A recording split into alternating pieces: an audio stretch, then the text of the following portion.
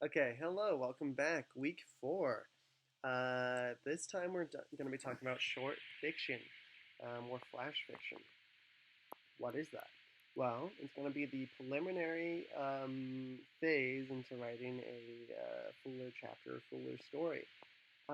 Flash fiction, short fiction is sometimes you'll find it 100 words, 250, 500 words at the most. It's much shorter than the short story, which can be a couple thousand or so. The point is to be able to get the concept, the core concept theme in a short time, kind of like poetry, but it's not rhyming and it doesn't have rhythm. It's just exploring kind of like a slice of life is the goal of a flash fiction, short fiction. So, when writing these, how do we get the stories to be effective? How do we get all these concepts in a short time? Well, you can do that by looking at some of these key things. The first one is crow. What does crow mean? Well, crow is CROW. Okay, CROW, right? I'm teaching you how to spell, right? It's an acronym. CROW stands for character, relationship, objective or obstacle, who, what, when, where, why. Okay. And so we'll kind of go over that. So we'll start with C, which is character. This is your main character. Okay, so determine first for your short story, who is my main character? What is the story about? Is it about a doctor? Not just a doctor, but what else about this character? A doctor who is picky, a doctor who is judgmental, a doctor who loves kids. Just what kind of character is this? Then we have relationship. Relationship is actually one of the most key parts of storytelling. Um, and that doesn't mean like romantic relationships. What that means is any interaction between one character and another character, any opinions that those characters have on each other, and decisions that they make because of each other. Different kinds of relationships in my life, for example, is, of course, my wife, but my kid, my dog, right? Owner to pet, father to son, husband to wife, friend to friend. My mom, right? Mom to son. Uh, my boss would be boss to employee. Um, if I were in jail, it'd be prison guard to prisoner, right? So these are different kinds of relationships. And what's interesting is we all have something the concept of different personalities.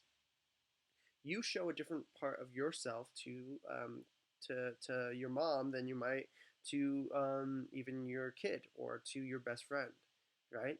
Um, Everyone you interact with is going to see a different person, a different side of you. And it's very rare that anyone will ever see more than two different sides of you, right? Or even all the sides of you. And that's just because we have different concepts that inform us, different opinions of the other person, different expectations that we have on them and that they have on us, different past experiences, different amounts of comfortability, different beliefs. All those things go in and inform our relationship with someone and inform the story and conflicts, right? So we have our character, right? Our main character, and then we have our relationship. So figure out my advice is to figure out 1 to 3 key relationships. What other characters or entities is my character going to interact with?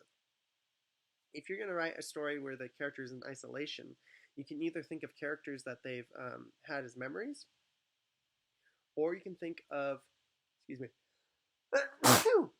excuse me, um, or you can think of their relationship with with things like give personification to something, human like traits to something.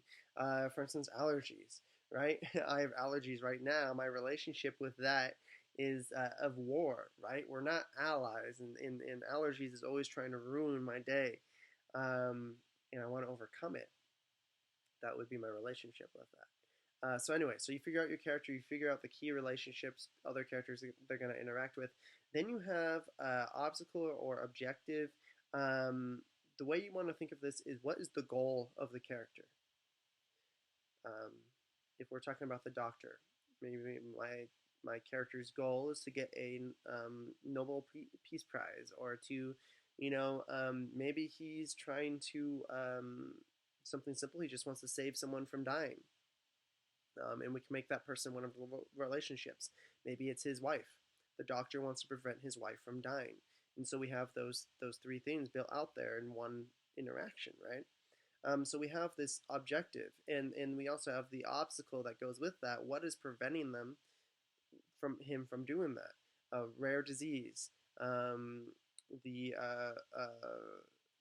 that the research isn't just developed enough to save it, and so he has to keep trying to find new ways to save his wife. And so then we look at who, what, when, where, and why. This is all the setting. Okay, so who is not names, who is types of characters. So once again, like we said, doctors, husband and wife, friends.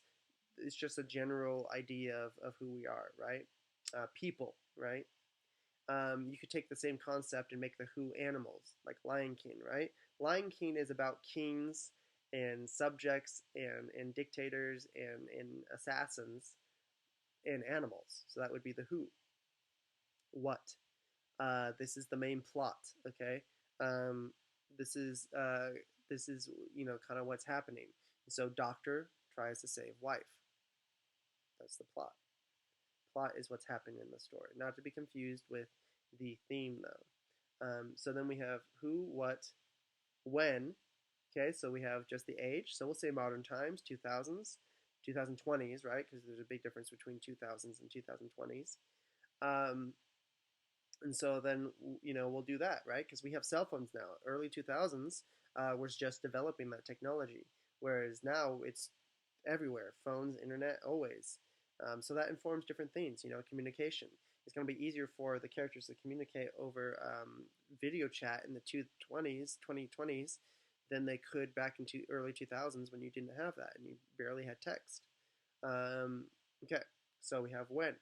Um, who, what, when, where, hospital, um, Texas, and why.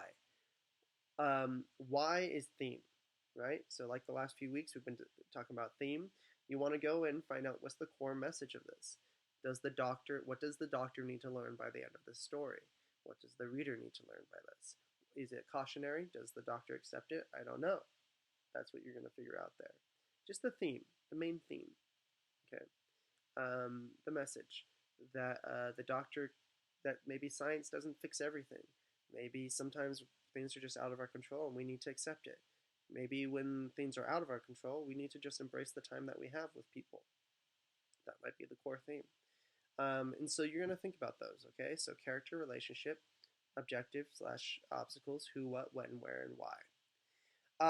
And then one more thing I want to go over really quick about your characters, and this is going to apply more to next week. But this is called the want, need, ghost, and belief. And so when you're writing a character, sometimes before you even get to the crow, when you're just starting with C for character, you think about the want, need, ghost, and belief. Want is your goal. Need is what the character needs to learn. Ghost is the thing that happened to them in the past that informs their belief, which is the thing that they believe about the world, the state of the world. Okay.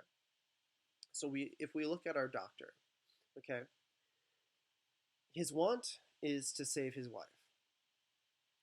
Okay, and he wants to save his wife. He wants to heal her.